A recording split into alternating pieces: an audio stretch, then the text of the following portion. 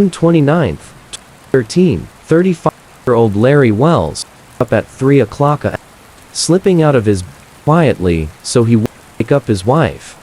His wife was 3 months pregnant and raising a 4-year-old daughter, already a full-time job for her, so Larry had to be sure that she got the sleep she needed. Climbing out of bed, Larry slipped into his clothes that he had laid the night before. Then he tiptoed through the house out to his car.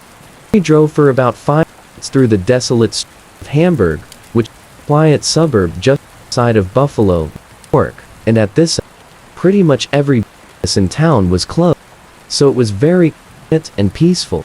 He eventually turned into a parking lot and pulled a parking space. Got out of his car and began walking toward the big, sprawling building at the center of the lot. Walked towards it. Glanced up at the sign above the entrance of the building. He looked. He smiled. The sign represented something that had deep roots in Larry's childhood, but also now an important place in Larry's adult life. The sign's multicolored letters spelled out Toys R Us.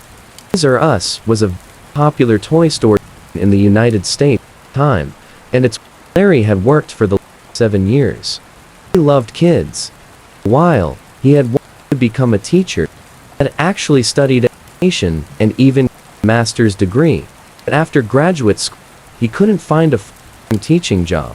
So, he wound up working as a substitute teacher. At the time, Larry's wife wanted to start a family and move into a new house, so that's when he decided to get a job working at Toys R Us to supplement his income.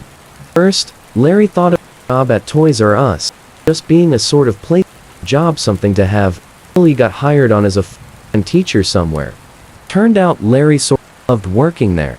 Got to regularly interact with children, which he loved doing, and also his fun-loving personality and solid work ethic just made him a perfect fit for the company. So, pretty quickly, Larry took a lot of pride in his job at Toys R Us, and all of his coworkers there adored him. By the time he and his wife had their first child in 2009, Larry had been promoted to store manager. This was his career. Because Larry cared so much about this job, Toys R Us often start work at 4 o'clock a.m. on Saturday mornings just to help stockers unload the merchandise trucks, even though he didn't have to do that. That's exactly what he was doing on this particular Saturday morning, showing up early to lend a helping hand. So, Larry walked up to the front door of the Toys R Us building, and waiting outside were 2 of his employees, Cindy Barron and Isaac Met Lloyd. The building was locked. Larry pulled out his key, unlocked the door, put it open, and let the workers inside. He walked in after them, then slid the door shut, locked it back up, as the store wasn't actually scheduled to open for another several hours. Cindy and Isaac made their way over to the time clock and punched in, picked up their walkie-talkies, which they clipped to their belts, and they began their shifts. For Larry, he headed straight to the storeroom, up the back door for the merchandise truck driver, then began helping the driver unload the truck. At some point, Cindy and Isaac came over, and they grabbed pallets of this merchandise in the back, and then put those pallets into the store on dollies.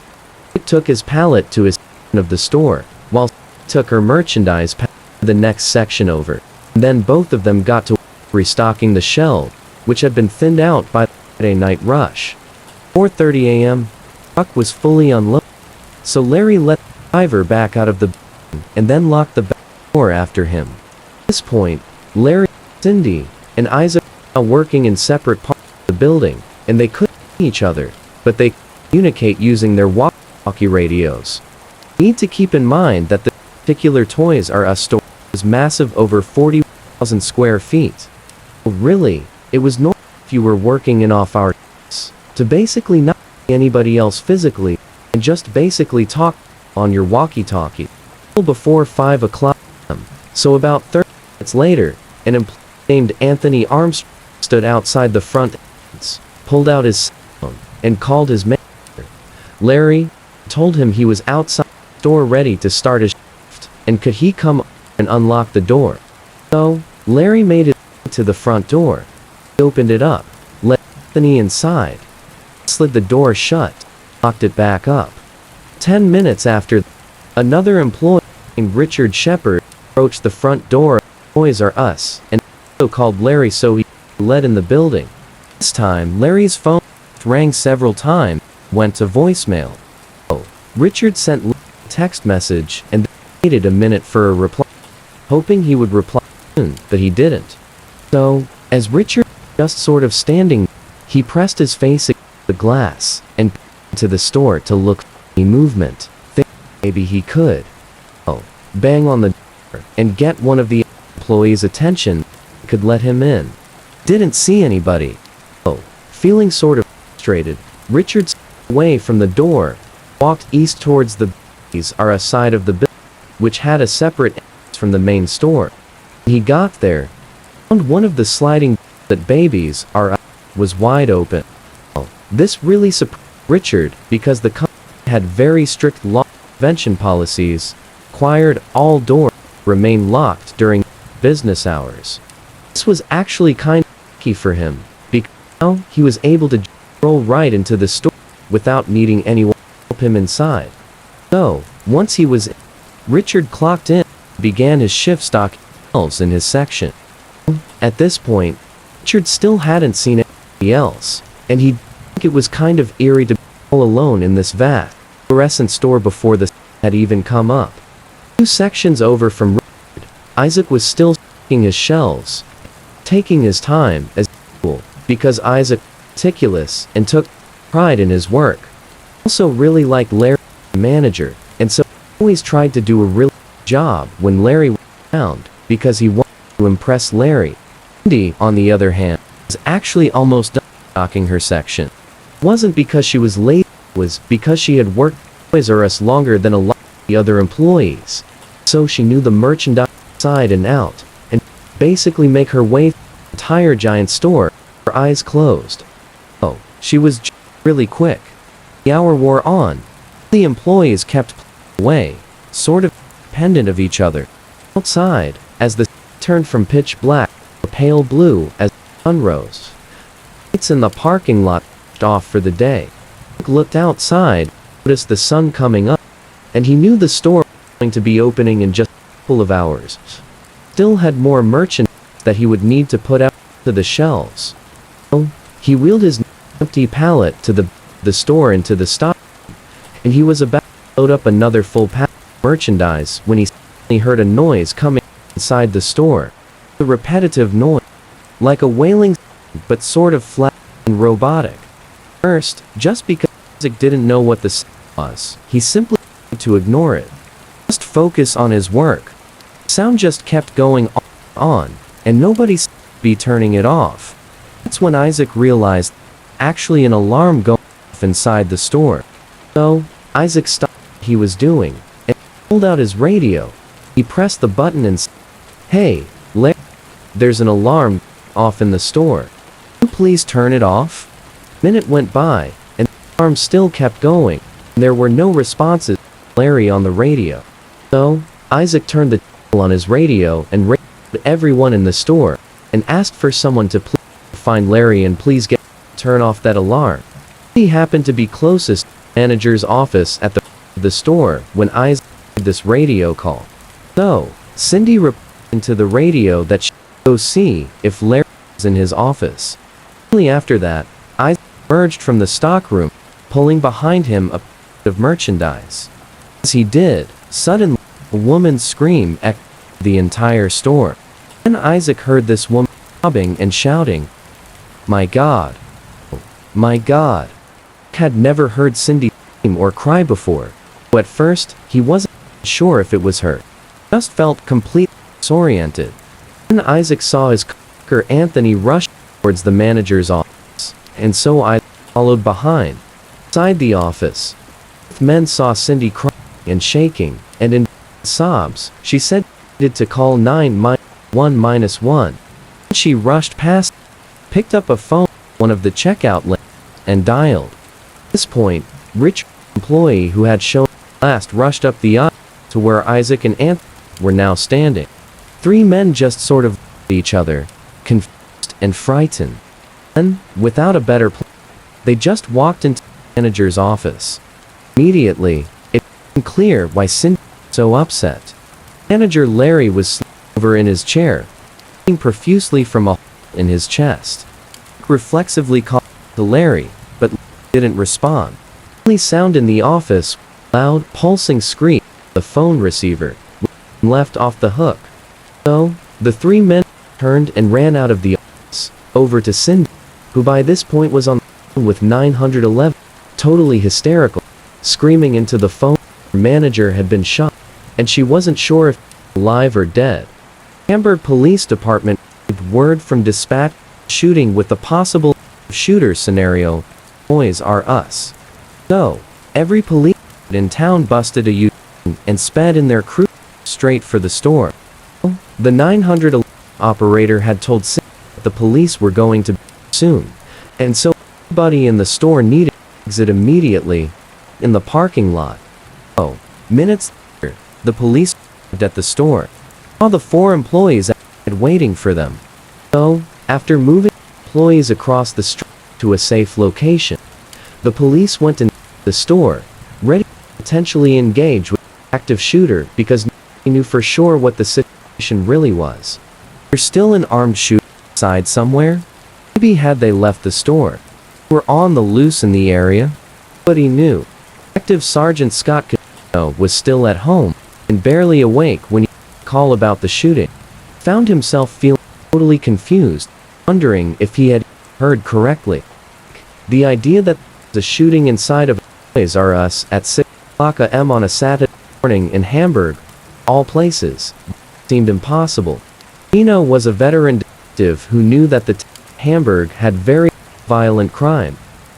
As he quickly dressed and hopped into a police-issued vehicle and drove to the Toys R Us, he really didn't know what to expect.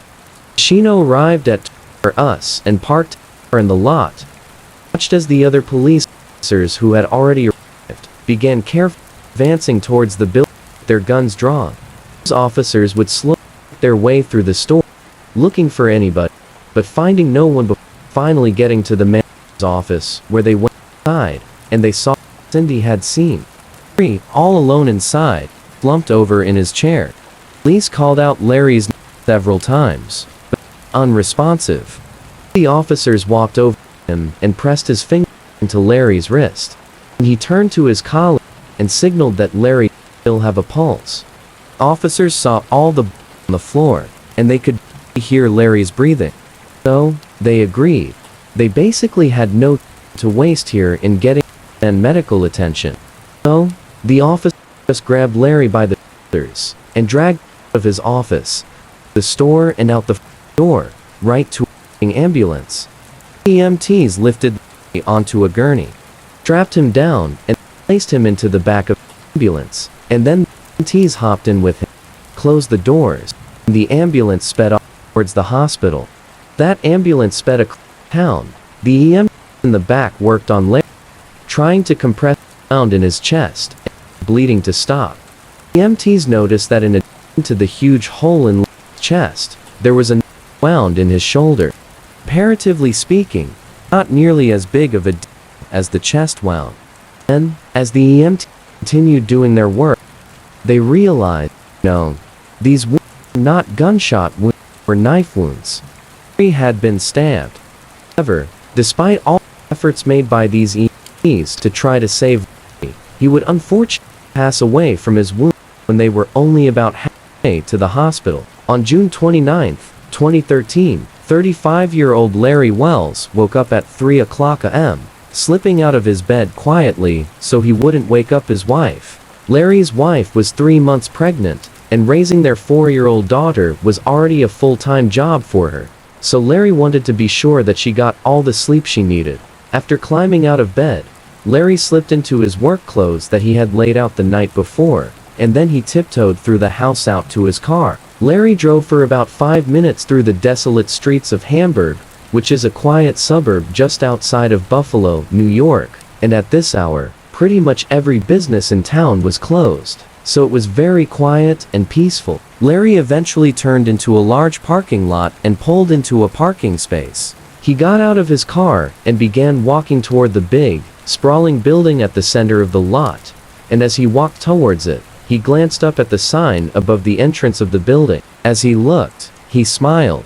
This sign represented something that had deep roots in Larry's childhood, and also now, an important place in Larry's adult life. That sign's multicolored letters spelled out, Toys R Us. Toys R Us was a very popular toy store chain in the United States at the time, and it's where Larry had worked for the last 7 years. Larry loved kids, and for a while, he had wanted to become a teacher. He had actually studied education and even got a master's degree, but after graduate school, he couldn't find a full-time teaching job. So, he wound up working as a substitute teacher, but at the time, Larry and his wife wanted to start a family and move into a new house. So that's when Larry decided to get a job working at Toys R Us to supplement his income. At first, Larry thought of his job at Toys R Us as just being a sort of placeholder job, something to have, until he got hired on as a full-time teacher somewhere. But it turned out Larry sort of loved working there.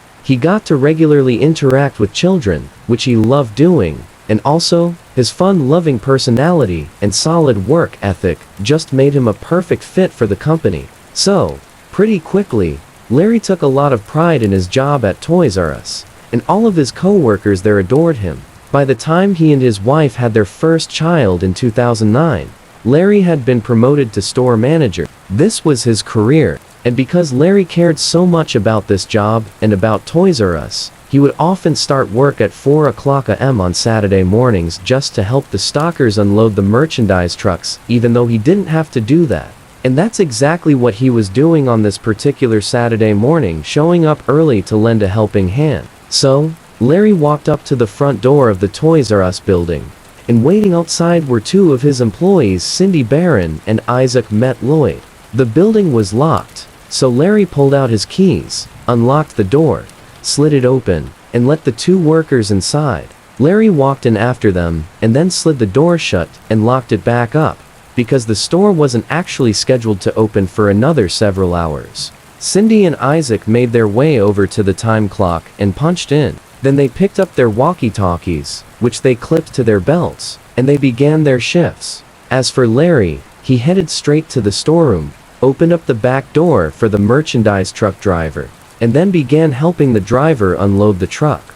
Then, at some point, Cindy and Isaac came over, and they grabbed pallets of this merchandise from the back, and then wheeled those pallets into the store on dollies. Isaac took his pallet to his section of the store, while Cindy took her merchandise pallet to the next section over, and then both of them got to work restocking the shelves, which had been thinned out by the Friday night rush. By 4:30 a.m., the truck was fully unloaded, so Larry let the driver back out of the building and then locked the back door after him. At this point, Larry, Cindy, and Isaac were now working in separate parts of the building, and they couldn't see each other, but they could communicate using their walkie-talkie radios. And you need to keep in mind that this particular Toys R Us store was massive, over 41,000 square feet.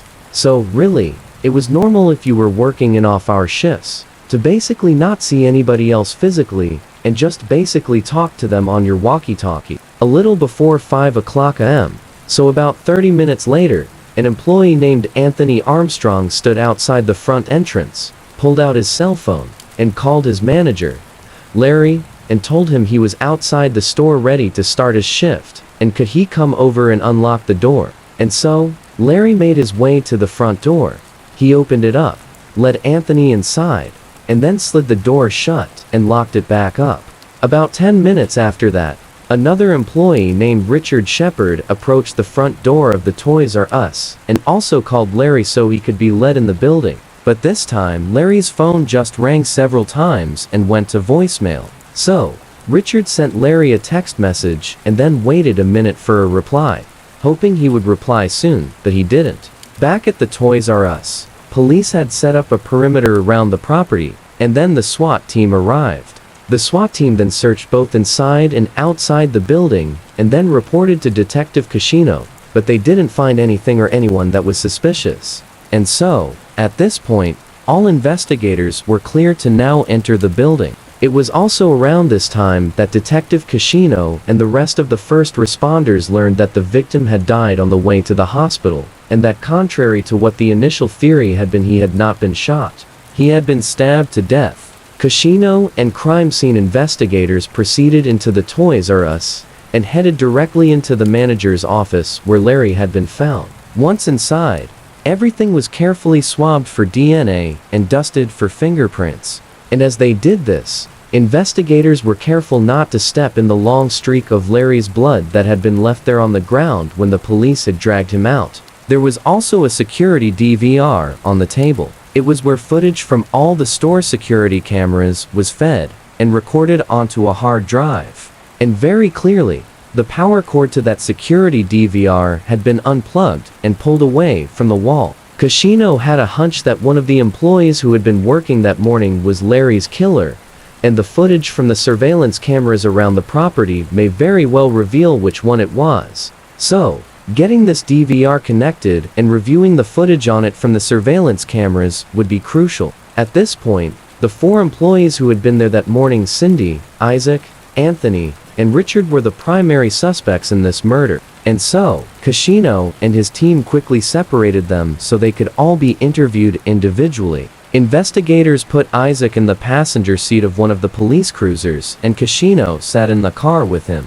The first thing Casino noticed was how Isaac was trembling and tripping over his words. And so, Isaac's nervousness and his inability to answer questions clearly made him seem suspicious. And so did the behavior of Anthony Armstrong, who was the youngest member of the employee crew. He completely clammed up during his interview and refused to answer questions. So, that raised a red flag too. Then detectives questioned Cindy, who was the one who actually found Larry's body, and she was cooperative and helped investigators develop a timeline for the events of the morning. But critically, during her interview, she made it very clear that Anthony was the last person to see Larry alive. Then investigators learned that the final employee, Richard Shepard, was late for work that morning. And when detectives asked him why, Richard explained that he had stopped at the 24-hour grocery store to buy a drink and some snacks to help him get through his shift. Richard then recounted that when he had gotten to work that morning,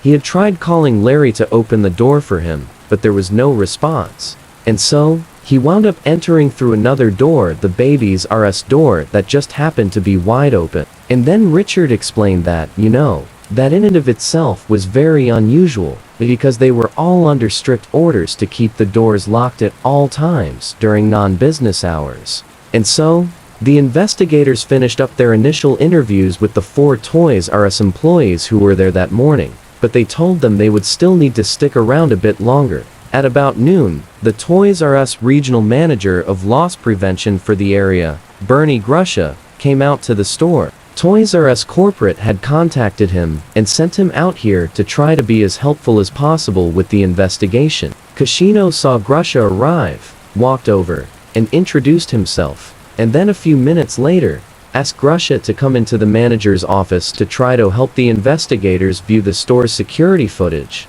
Once inside the office, Grusha just plugged the DVR back into the wall, and then got the system up and running. Casino looked at his notes and saw that Cindy said she had a rivet at the store shortly before 4:00 a.m. So Casino asked Grusha to please wind the security footage back to about 3:45 a.m. And so Grusha pulled up the security video at 3:45 a.m. and then, very slowly, the detectives began examining footage from each of the store's more than a dozen security cameras, from 3:45 onward. And as they did this, Casino, who was right nearby, pulled out his notebook and began writing down the exact time at which he saw the employees show up at work on this video. And then he compared the security footage timestamp to thetamelons that each of the employees had given him. And also, Casino took note of where in the store specifically each employee was working during the first 2 hours of their shifts. On the video, Casino saw Larry, Isaac, and Cindy entering the store at 3:55 a.m. And then, a few minutes later, Larry could be seen in the back of the store, letting that truck driver inside the building so they could offload merchandise. And then at exactly 4:24 a.m., Casino noticed some movement from the camera inside of the Babies R Us department that was pointed toward the front door of the building. And so Casino asked Grusha to please bring that specific video into full frame. And once that video was maximized, the investigators saw a dark figure standing right outside the front door to Babies R Us for about 30 seconds.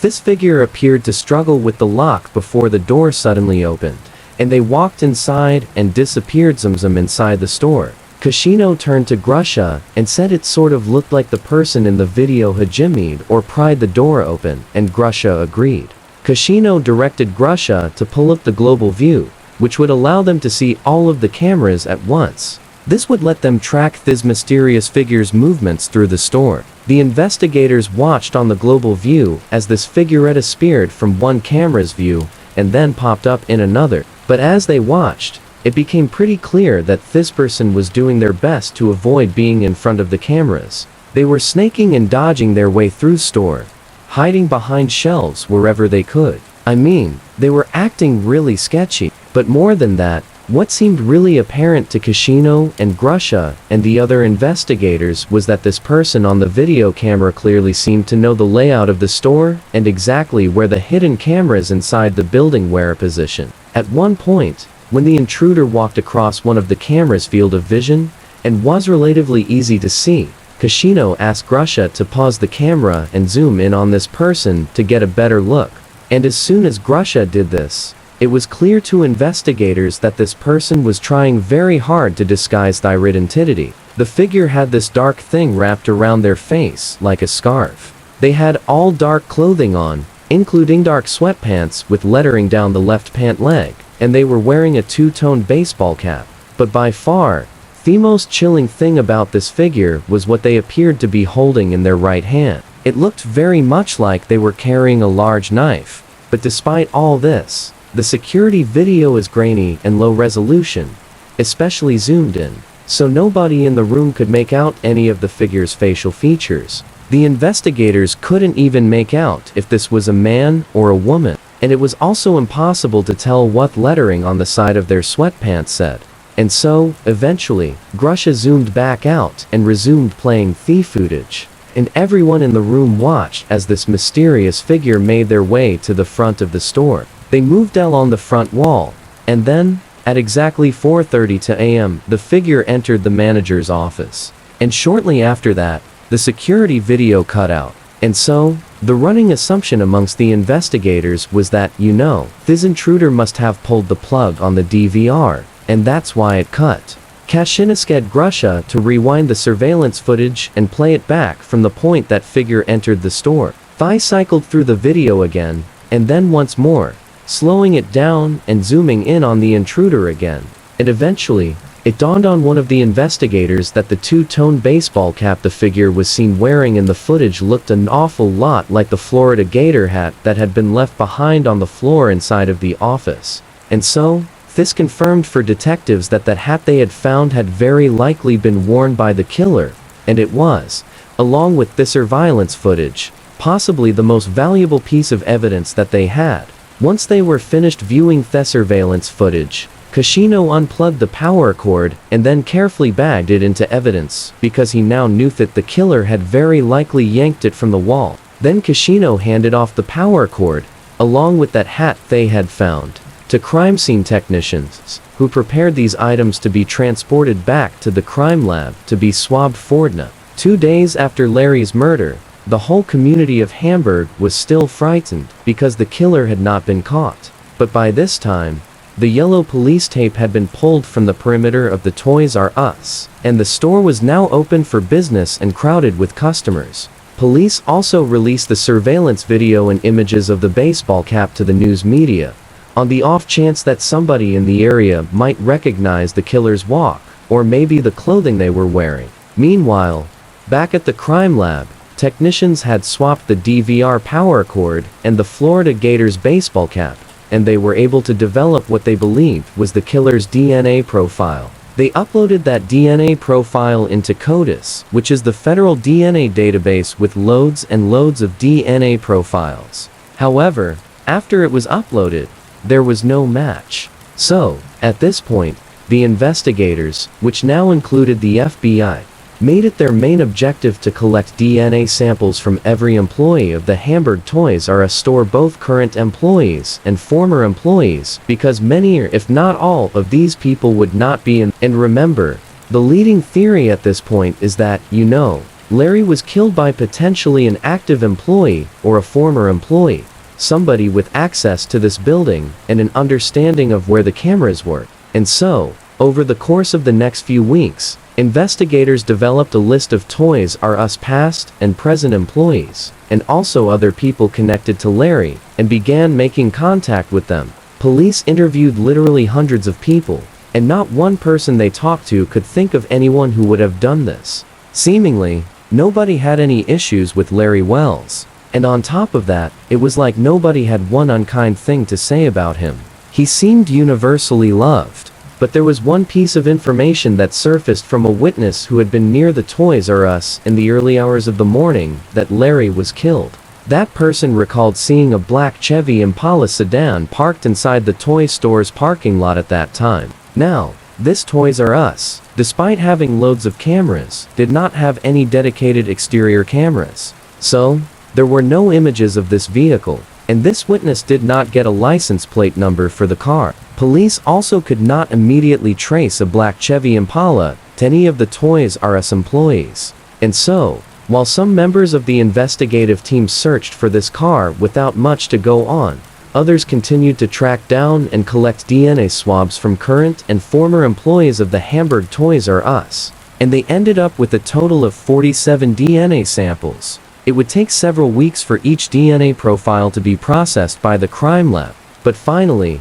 in mid-August, a month and a half after Larry's murder, the results from all 47 DNA tests came in, and none were a match. Meaning, not one of those current or former employees had a DNA profile that matched the DNA profile from the hat and the power cord found inside of the crime scene. Detective Cascino and his team were frankly shocked. I mean, they expected there to be a match here, but now, they just felt lost. It was like months of work had gotten them nowhere. And so, once again, they turned to the FBI for help, and they asked the Bureau to draw up a psychological and personality profile of the killer. And so, the FBI created that profile and then began reviewing recent arrests in the upstate New York area. And they would find one person who matched their profile almost exactly. The man's name was Patrick Walden, and he had recently been arrested in a neighboring town, and he had just been released from jail. And Cascino soon learned that the vehicle Patrick was driving when he was arrested was registered to his girlfriend's mother, who happened to be an employee at the Hamburg Toys R Us where Larry Wells was killed. And perhaps even more importantly, Cascino discovered that when police searched that vehicle at the time of Patrick's arrest, inside of the car, they found a very long knife. Detective Cascino and the rest of the investigation now considered Patrick to be their primary suspect. He had a connection to the Toys R Us through his girlfriend's mother. He'd been in possession of a weapon that was at least similar to the one used to kill Larry, and he fit the FBI's profile of the killer. So, Cascino quickly secured a warrant to put around-the-clock surveillance on Patrick.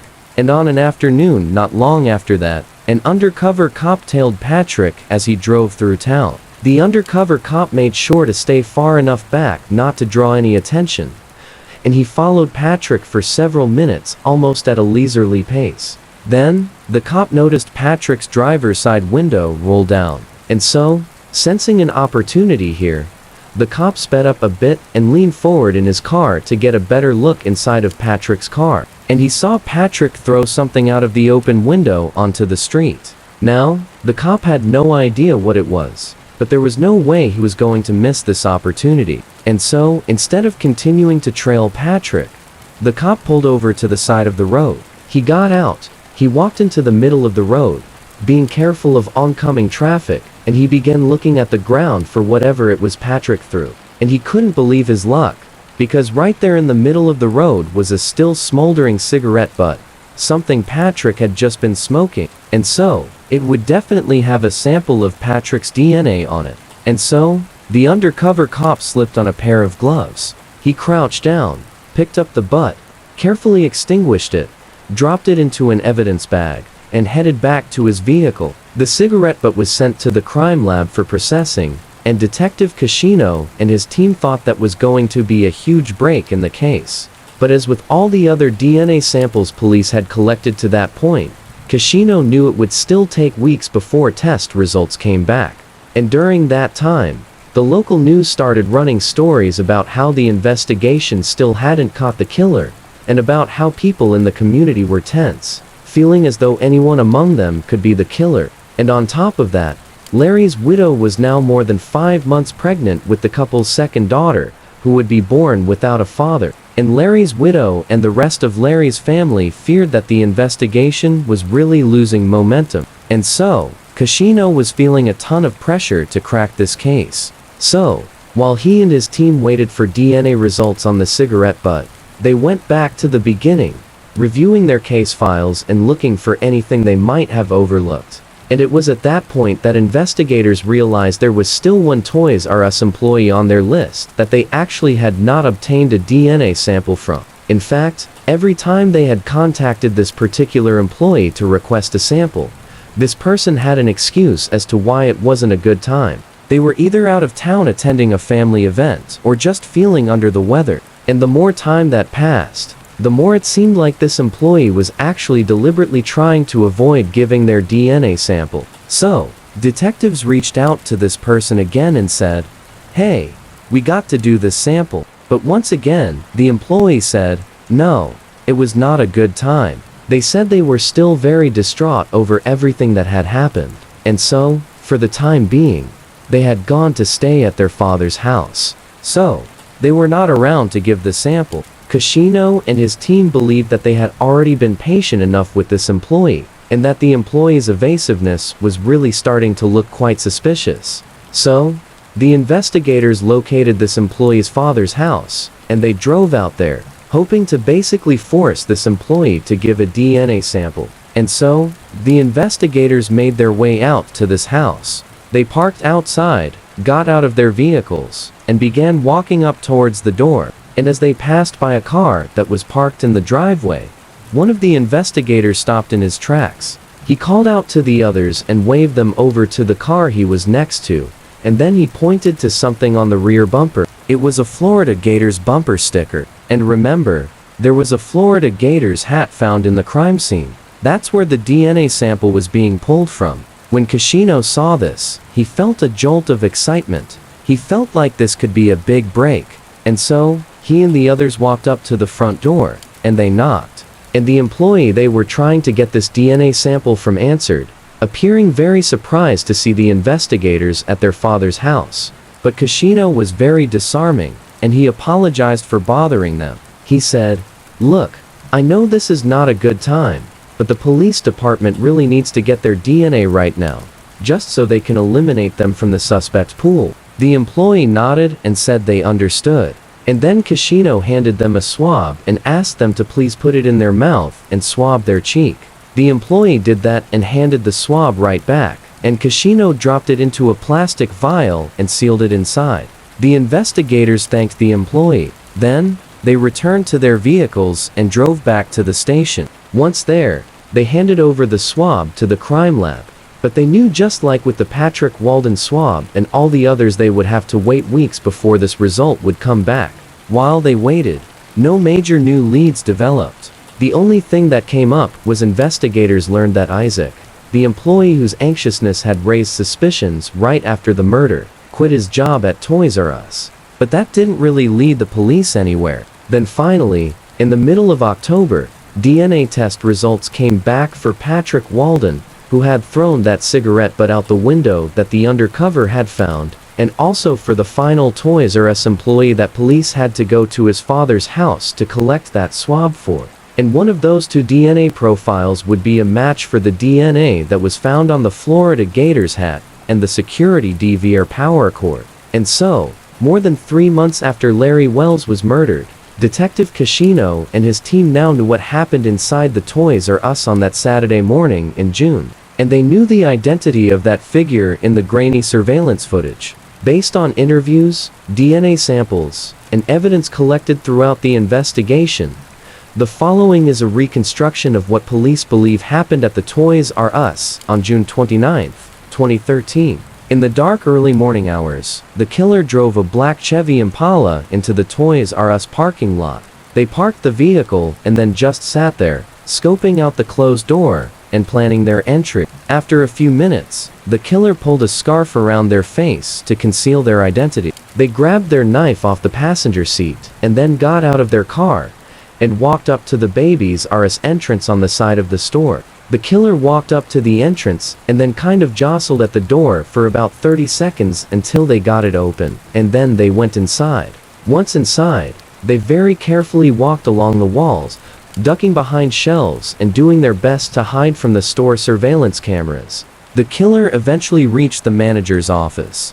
They walked inside and closed the door behind them. The killer then walked over to the DVR surveillance system and pulled the power cord out of the wall, disabling all the cameras in the store. 15 minutes later, store manager Larry Wells entered that very same office and right away saw the killer crouched over, attempting to open up the store safe. The killer heard Larry enter, and they wheeled around and immediately held up their knife and demanded Larry come over there and open the safe. But Larry, instead of doing that, just reached for the phone to call for help.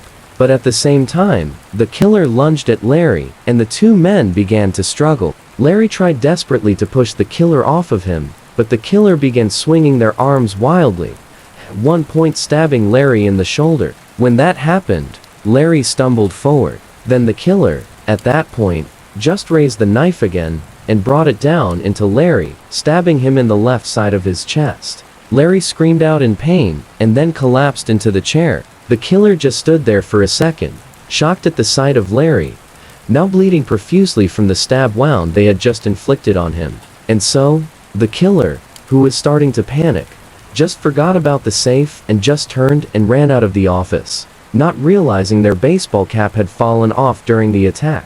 Once out of the office, the killer slipped through the store unseen and rushed back outside. They got back into their Impala, sped out of the parking lot, and tossed the knife into a dumpster as they fled the scene. Back in the manager's office, Larry Wells was slipping in and out of consciousness, but in one of his conscious moments, he did manage to trip the store alarm. However, despite that alarm going off, Larry would lay there bleeding for nearly an hour before he was finally discovered and help was called. But unfortunately, by that point, it was already too late. Music for months, detectives had dealt with one DNA test after another that did not match the hat or the DVR cord. But they did finally get a match from that last employee they had tested. And that employee was Bernie Grusha, the regional vice president of loss prevention for Toys R Us, and the same man who had assisted investigators with the security footage. He literally watched himself maneuver through the store, eventually committing a murder, while he sat there with police. On October 16, 2013, police arrested Grusha and charged him with the murder of his friend and employee, Larry Wells.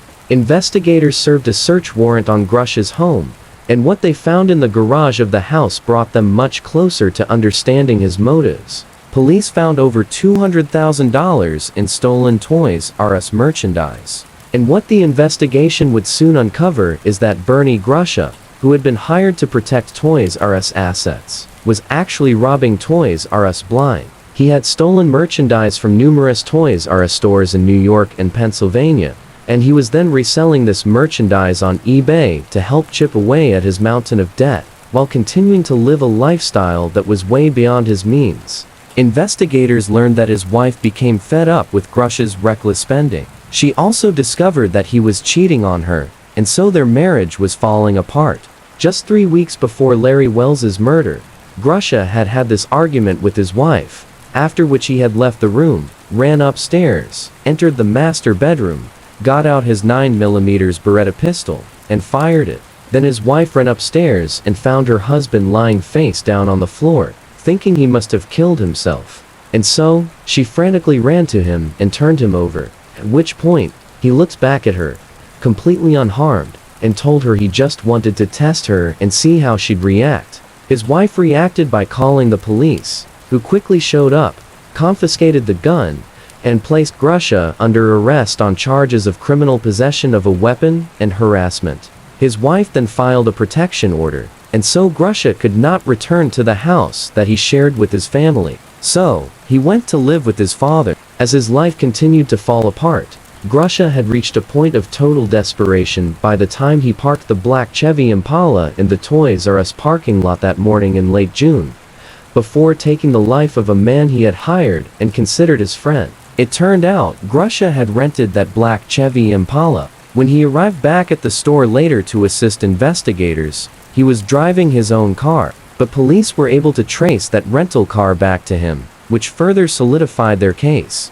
Investigators also discovered that Grusha had actually used his key to unlock the Babies R Us door. He had simply pretended to be prying it open for the security cameras, because he figured that would point investigators to a lower-ranking employee or someone who did not work at the store at all. Grusha eventually admitted to everything he had done in exchange for a reduced sentence. He claimed he did not intend to kill Larry Wells that morning, that he had gone in there to commit a robbery, and then things had simply got out of control, and he had stabbed Larry while flailing about with this knife in his hand. Prosecutors knew there was no way they could prove intent, so they ended up reducing the murder charge to just first-degree manslaughter. And so, Bernie Grusha pled guilty and was sentenced to a minimum term of 25 years in prison. On the evening of February 20, 2013, 49-year-old coach Jimmy McClain blew his whistle and brought basketball practice to an end inside of a high school gym in Memphis, Tennessee. His young players rushed to the sidelines and gathered up around Jimmy. And even amongst a group of basketball players, Jimmy looked big. He was 6'4", but his long arms and legs made him seem even taller. And even though he was almost 50 years old, he still completely looked like he could get out on that court and play. Jimmy told the kids they had a great practice, and he told them what he wanted them to focus on over the next few days. Jimmy and the other coaches had led the team to a great season, but they all had their eyes on a state championship, and Jimmy knew how much hard work and focus it would take to get there. Jimmy had been an incredible high school basketball player in his own right back in Arkansas, where he grew up. He'd gone on to play at the University of Central Arkansas, alongside Chicago Bulls legend Scottie Pippen. And after college, Jimmy actually played ball in a professional minor league for years. And so now, the young men on his team looked up to Jimmy because of his illustrious basketball career. But also, they admired him because he was one of their teachers and mentors. And they knew he cared about them as people first, and as players second. Jimmy just wanted them to do their best and take care of each other, win or lose. Jimmy told the team to go hit the showers and then go home and hit the books. He had a quick talk with the other coaches and then headed out to his car in the school parking lot. The drive home took Jimmy about 30 minutes away to Cordova, a suburb that was made up of secluded neighborhoods filled with huge homes that had perfectly manicured lawns. Jimmy had lived here in Cordova for about 15 years, but there were still times. It felt like a different world from the small Arkansas town he'd grown up in. But as he got older, Jimmy had really come to embrace Cordova as his home, and he knew living there had allowed him to pursue his passions. Jimmy loved basketball, but sports was not all that he cared about. He was also a very talented writer, and he was a devout Christian who felt a calling to serve God and his community. And so, during his time in Cordova, Jimmy had written his first book and become a pastor at a local church. Two dreams he'd had since he was a kid. A little after 8:30 p.m., Jimmy pulled onto his street, which looked like most of the other streets in town. He drove past the driveway of his large 4-bedroom house, parked by the curb, and then hit the button on his garage door opener. Jimmy took a deep breath and watched as the garage door opened. In public places like church or school, Jimmy was outgoing, energetic, and confident. But there was a different side to Jimmy, side that only the people closest to him ever saw. In private, Jimmy often got really anxious, and some people even said obsessive about the littlest of things. Once the garage door was all the way open, Jimmy swung his car around and backed down the driveway, all the way into the garage with his car facing out onto the street. Then, once he was parked inside, he pushed the garage door button again, and he sat in his car watching the garage door close. This order of how he would go about parking his car was something he did every single time he came home, and he never changed the routine. He would always sit there in the car, watching the door until it came all the way closed. Once the door was closed, Jimmy grabbed his leather bag out of the passenger seat, got out of his car, unlocked the door that led from the garage into the house, and he walked inside. Once he was inside, he locked the door he had just come through, and went right to the front room of the house. There, he carefully laid his bag down on a leather couch, and then very carefully placed his keys on top of the bag, just like he did every single night when he got home from practice. After all that, Jimmy walked over to the leather couch that matched the chair that he had just put his bag and keys on, and he took off his sport coat, folded it along the sleeves, and laid it over the arm of this couch. And then, once that ritual was complete, he went towards the front door, leaned down, and then slid a small rug that was in the entryway up against the bottom of the door. He would say he did this to keep the draft out. Jimmy never missed any of these steps when he got home, and he would go through them again in reverse order when leaving for work in the morning. People who loved Jimmy usually just got used to his particular habits, but they also knew Jimmy had a lot of trouble adjusting to how other people did things. And also, Jimmy really did not like to be confronted about his routines. Jimmy's phone buzzed inside of his pocket, and he smiled. Right on time, he thought.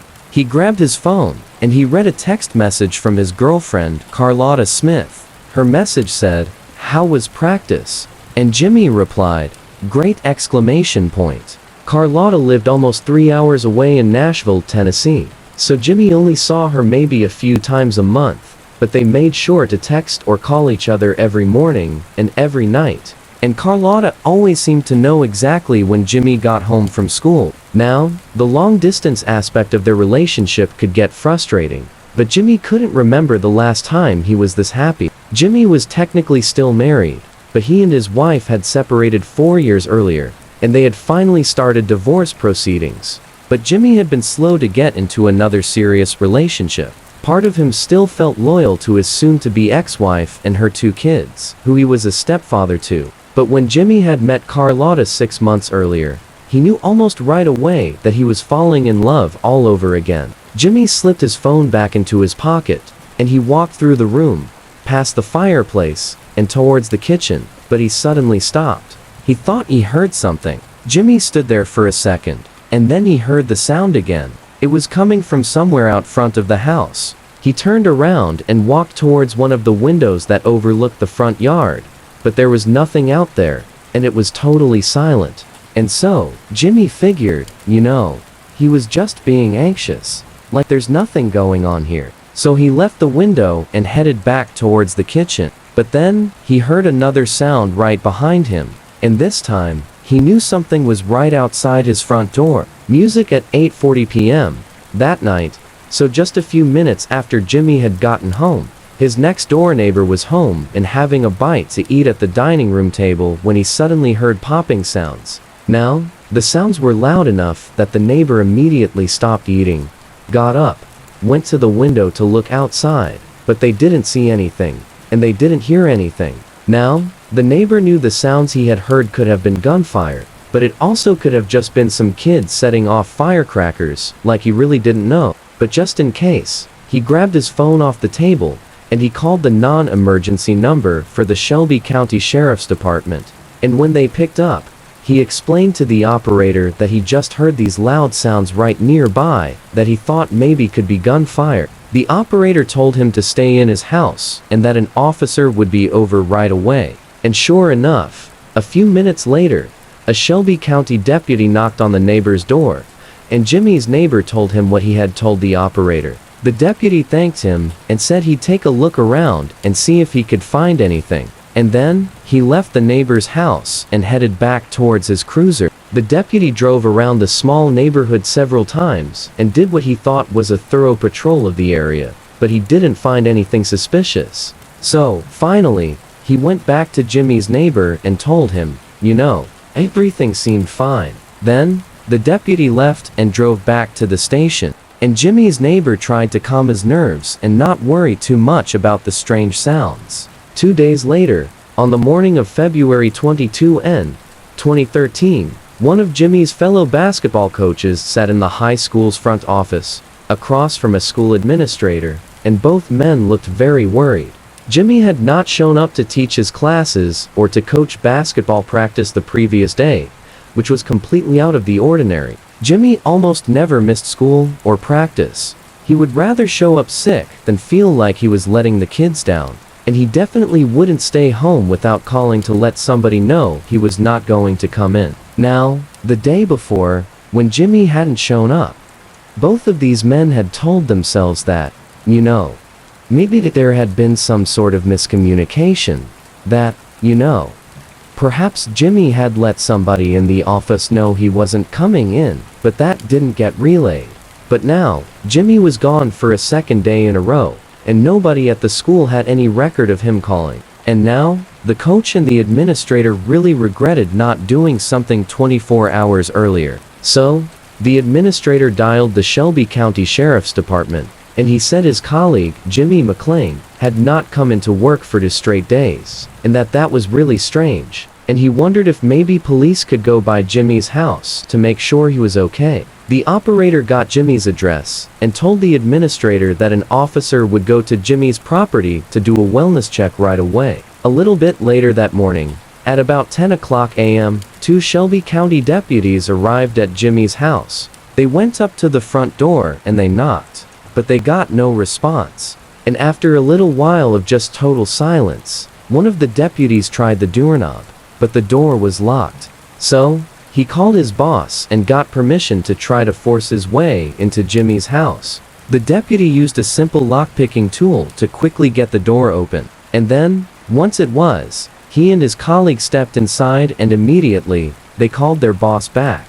A few minutes later, Lieutenant Jason Valentine of the Shelby County Sheriff's Department parked in front of Jimmy's house and approached the 2 deputies, who were now standing just outside of the open front door. Lieutenant Valentine put on his gloves and greeted the 2 deputies, and then they stepped aside to let him pass. Once inside, Valentine made his way to the front room of the house, and right away, he noticed a large dried blood stain on the other side of the room, in front of the fireplace, and just beyond the blood, Valentine saw the dead body of a middle-aged man. Valentine walked over to the body and saw that the man's face, neck, and shirt were also stained with large amounts of dried blood, and the man's limbs looked very stiff, like rigor mortis had set in.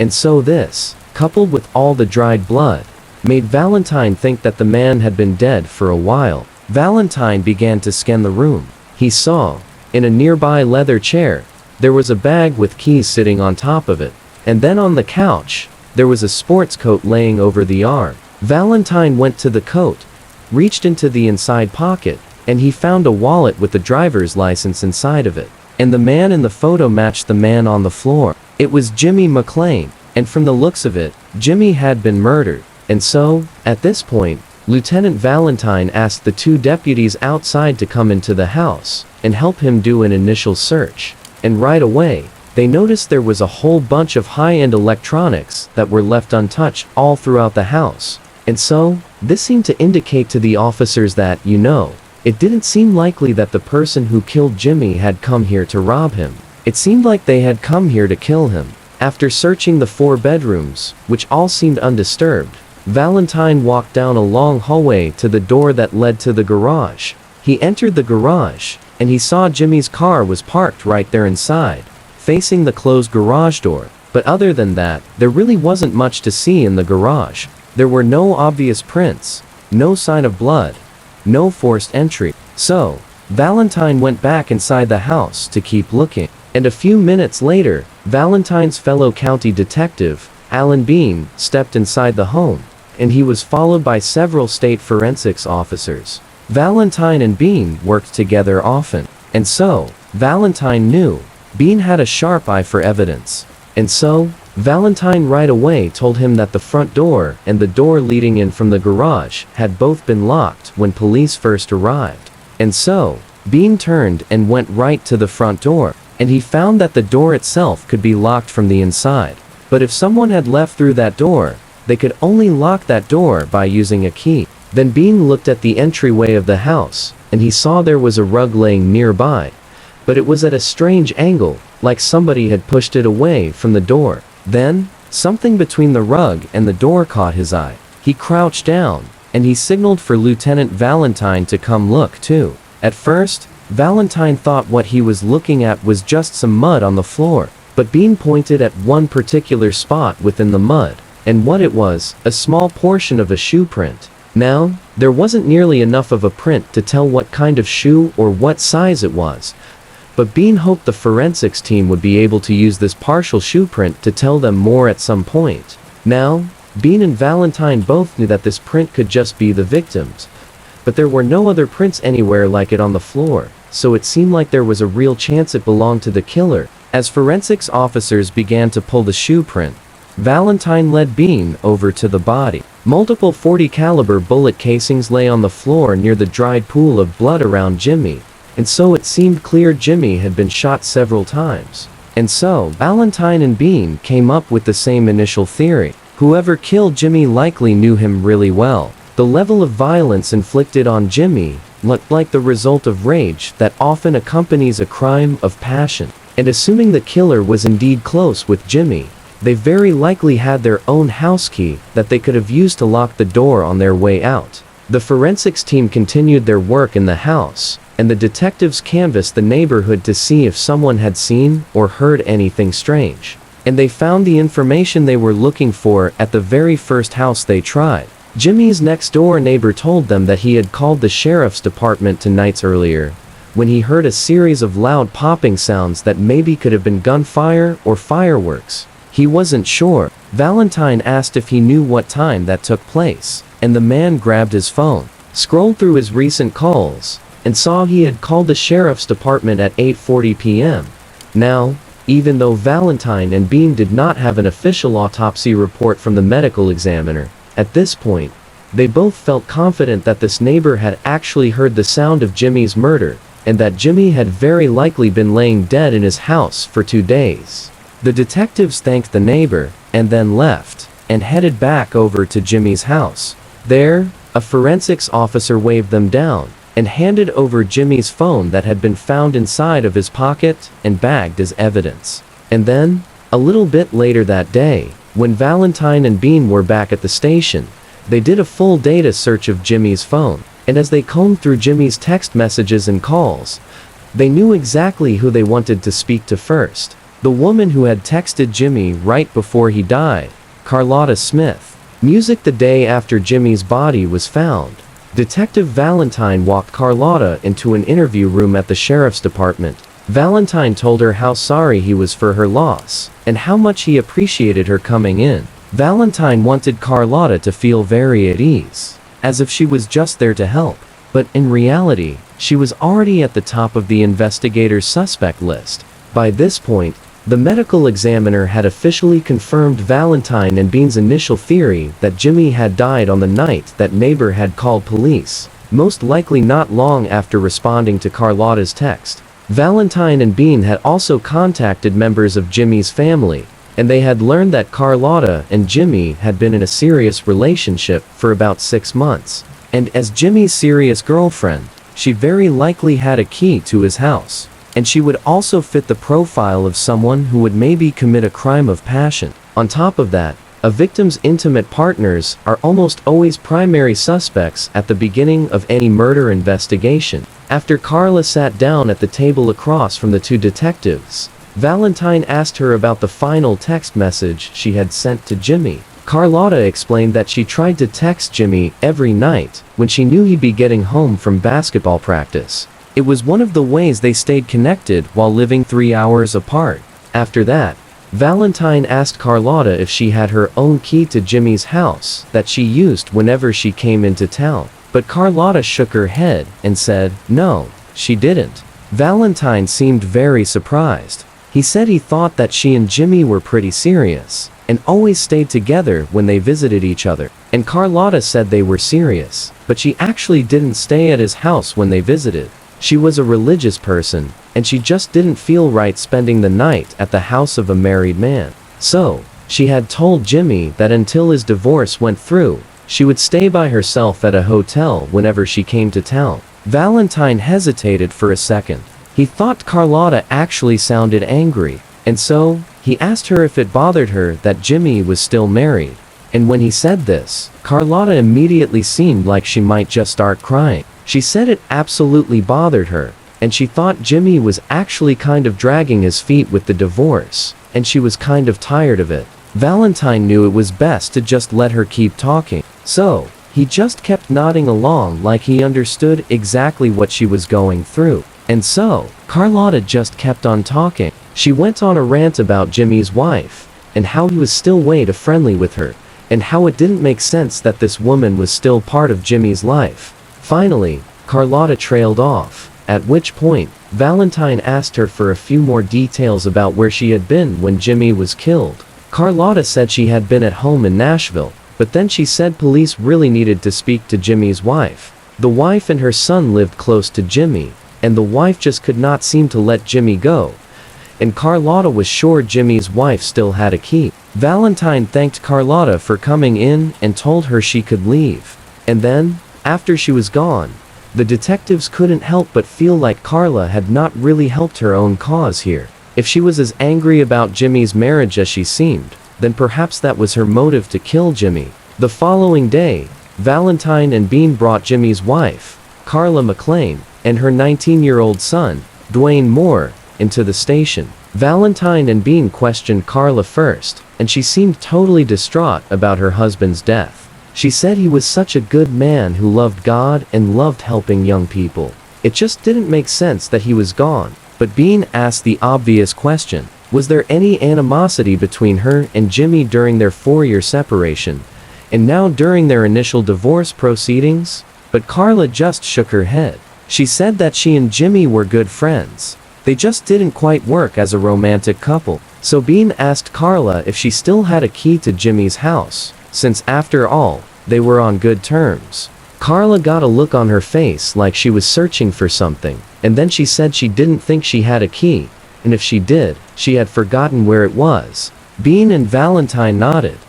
Like that made complete sense. But inside, they did not buy that at all, and they believed Carla was lying right to their faces. Valentine asked Carla where she was on the night Jimmy was killed, and Carla said she'd been home the whole night with her son Dwayne, and he would vouch for her. Valentine nodded, and then asked if police could actually have her phone to download her data, because this would be an easy way to confirm where she was and to cross her off their list. Carla immediately reached into her purse, pulled out her phone, and put it on the table. She said police could search it all they wanted. She had absolutely nothing to hide. Bean picked up the phone and left the room, and then Carla was escorted out, and then her son Dwayne was brought in. Dwayne was quiet and respectful, but at first, all he cared about was whether or not his mom was okay. And Valentine said his mom was just fine, and she'd be waiting for them as soon as they were done. And so, the detectives and Dwayne talked for a short time, and the kid seemed a bit nervous, but he was cooperative. He said he liked and respected Jimmy. You know, they bumped heads sometimes, like any stepfather and stepson would. But he thought, you know, Jimmy was overall a good man, and he had no idea who would want to hurt him.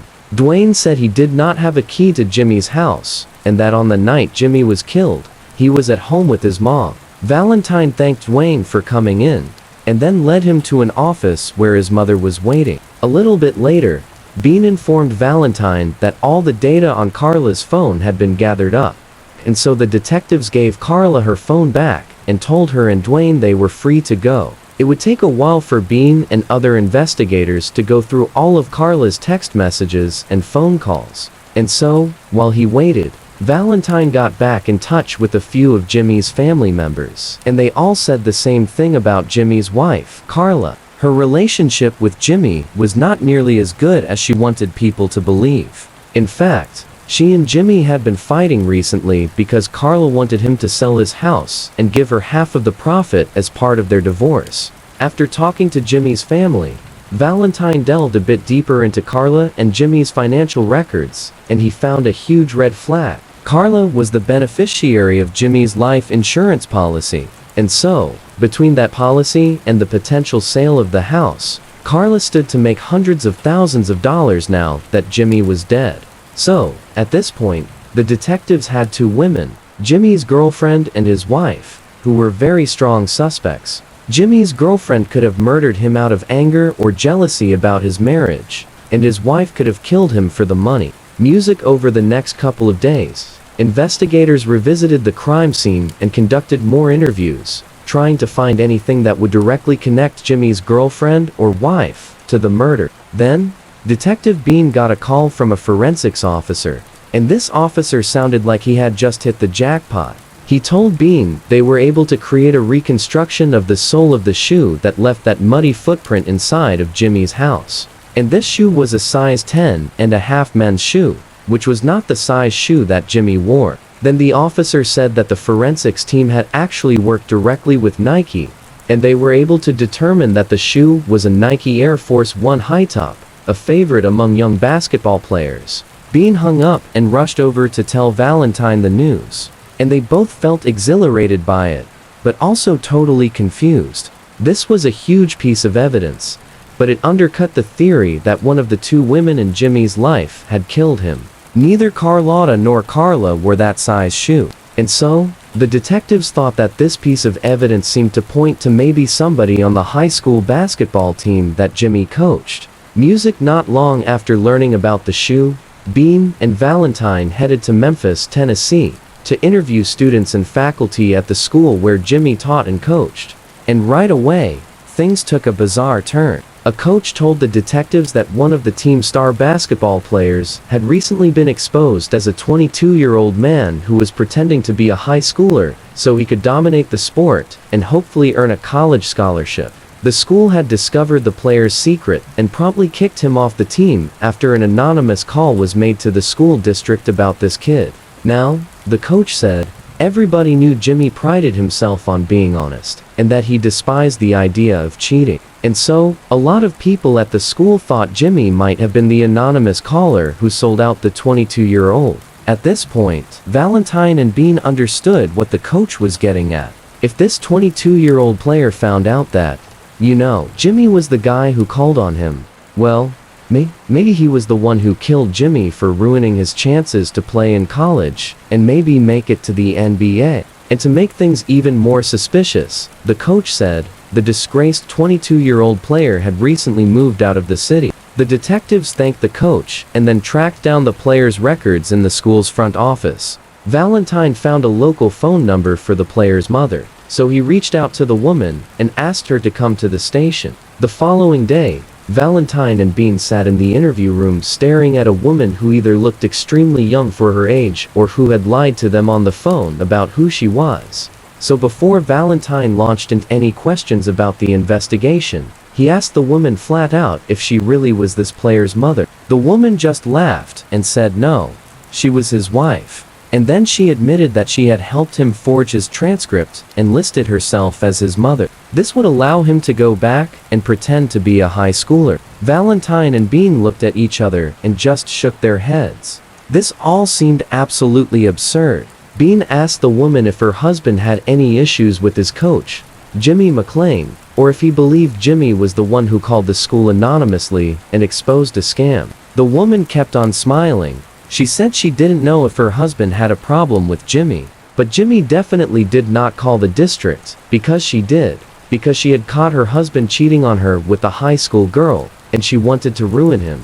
Valentine looked over at Bean again, and then he just sat back in his chair and stared at this woman. This now seemed like something out of a soap opera, but still, even after this woman left, the detectives agreed that the fake high school basketball player was someone who might wear Nike Air Force 1 shoes. He also could have had problems with Jimmy about something else.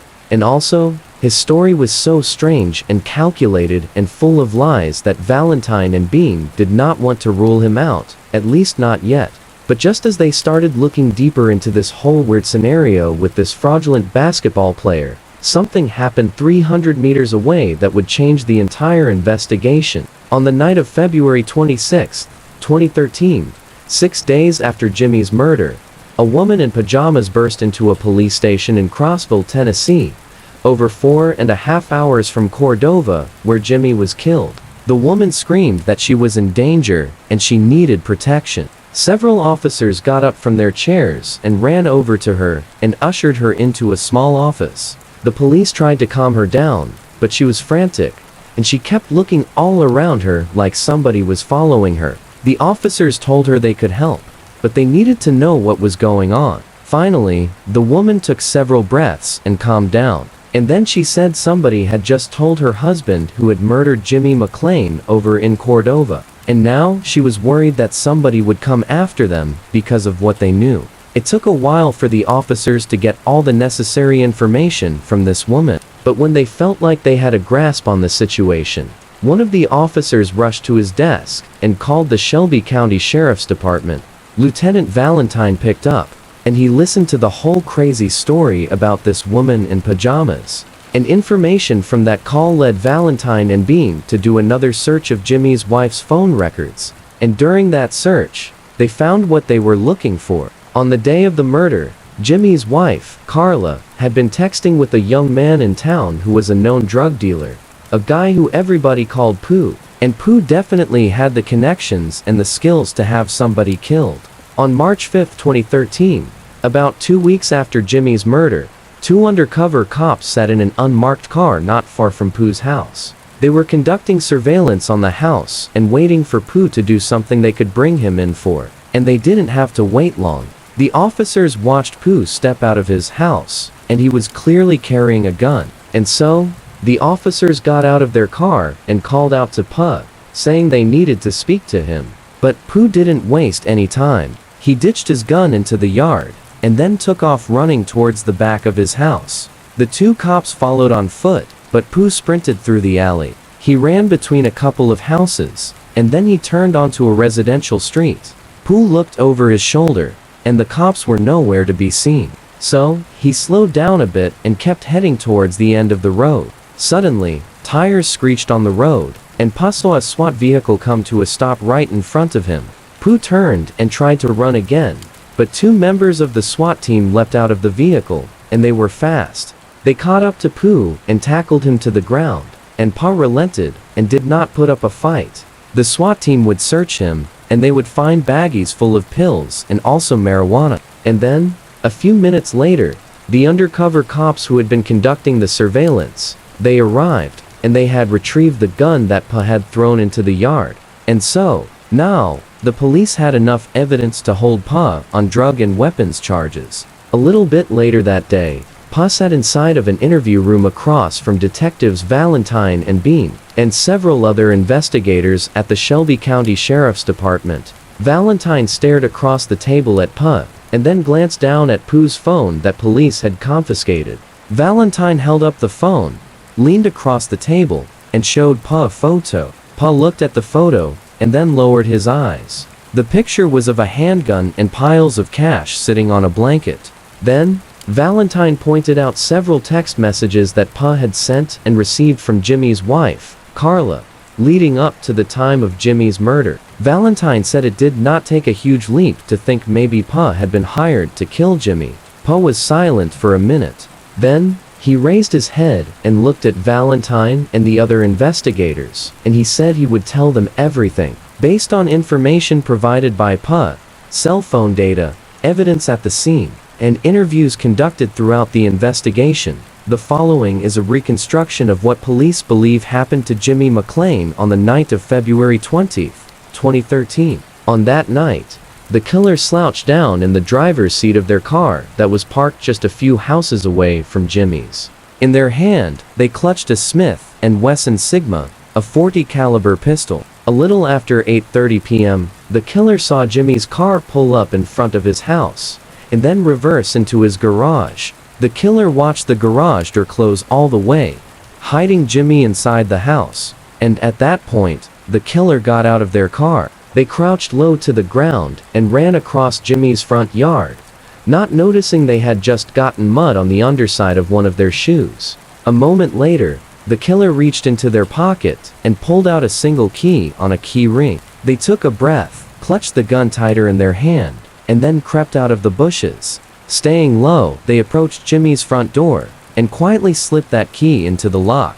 The killer raised the gun, locked the door, and threw it open. And as they did, the door slid a small rug out of the way, and the killer stepped right inside, and then slammed the door behind them. And Jimmy was standing right there in the room. And when Jimmy turned around and saw a person in his house with a gun, he just started running, trying to get away, but the killer was ready, and they began shooting at Jimmy. Jimmy screamed out and fell to the floor right in front of the fireplace, and blood began pouring out of his shoulder and back, and the killer didn't even move. They stood right there, firing over and over again, aiming at Jimmy's neck and head until the gun was empty. And after it was empty, the killer just stood there for a minute, staring at Jimmy's now lifeless body. Then, they turned, calmly walked out of the front door, closed it, and locked it using that key. Then, the killer crouched down, ran back across the lawn to their car, hopped inside, and sped all the way across town to their house. And once they were inside, they went right to their bedroom, hoping their mother had no idea they had even left. It would turn out the drug dealer, Pooh, provided Jimmy's killer with the murder weapon, but Pooh himself did not kill Jimmy. Jimmy's killer was his own 19-year-old stepson, Dwayne Moore, Carla's son. It would turn out Dwayne and Jimmy's relationship was far more volatile than Dwayne let on to police. Jimmy's adherence to his kind of obsessive routines and his belief that things should be done a very particular way had made it difficult for him to get along with the stepson, who he thought was kind of aimless and had no structure in his life. And so, in an effort to combat this, Jimmy became a very strict stepfather to Dwayne, imposing all kinds of rules on the young man. And eventually, Jimmy kicked Dwayne out of the house when he caught Dwayne smoking weed. Dwayne had been on the investigators' radar from the beginning. As Jimmy's stepson, Dwayne made a logical suspect. But it was not until the woman in pajamas rushed into that police station with a wild story to tell that things began to fall into place. It turned out the woman in pajamas' husband was Dwayne's favorite uncle, and Dwayne had apparently spilled a whole bunch of information about Jimmy's murder to him, including Pooh's involvement. And so, when Pa was brought into custody, he admitted that he had gotten Dwayne a gun, but he said it was not the gun he'd photographed with the stacks of cash. And he said he had not killed Jimmy. Then, Pa told police that Dwayne often used his mother's cell phone. And so, all those text messages they found to and from Pa were actually with Dwayne, not Carla. Carla really had no idea what was going on. After Pa spoke to investigators, they searched Dwayne and Carla's house, and they discovered that Dwayne had several pairs of basketball shoes that were size 10.5. He was definitely the one who had left that footprint at Jimmy's house. And soon after that, Dwayne would confess to the murder, but he said he didn't kill Jimmy just out of spite for how strict Jimmy had been. Instead, he said he had committed the murder because he believed Jimmy was mistreating his mother and trying to rip her off by not selling the house.